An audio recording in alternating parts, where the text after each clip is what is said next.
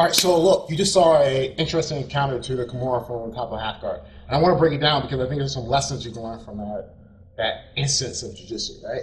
So let's go into it. I'm going to handle it from the top. So I'm in top of half guard. Hanger was going to attack the Kimura, and we're going to kind of recreate the situation. So the situation was, man, you might not notice it, but Sebastian had this grip. He was starting to pass. Like he was thinking about, knee cutting, driving, and the guy recognized his elbow slightly out of play. So he went for it. But when he went for it, he didn't break down posture. Right? So like, let's just to start off with what he should do. His elbow should be driving in, which breaks me down. So like, it's no longer possible for me to step over really easy and count. But that wasn't the situation. The posture was still upright. It allowed me to kind of pull him in, which allows me to get my foot closer to his head. So when I pull him in a little, it's not so much a difficulty for me to step over. I don't have to be super flexible. As soon as I step over, what I want to do is keep that frame, sit up, shift the hip, fall back, clear. And now I'm attacking, right? Now, if you look at that from the other point of view, it's only possible because of how the Kimura would be attacked.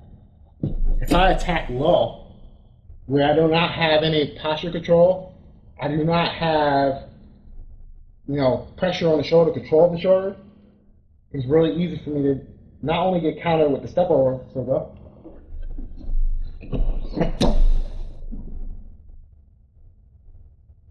It's also possible for me to get countered with just a simple reverse Kimura. So if you go back into it, here, lazy Kimura attack, you just start and that's possible because this is not happening. So if you turn around, when I go for the Kimura, my elbow doesn't stay in the space. It's not pointing to the sky. It drives into the armpit, clamps down. So even if he's trying to counter me, reverse Kimura, step over, whatever, the fact that I have posture control and I have firm control of his shoulder means that it's not really easy or possible. Right? First lesson, I hope you get that.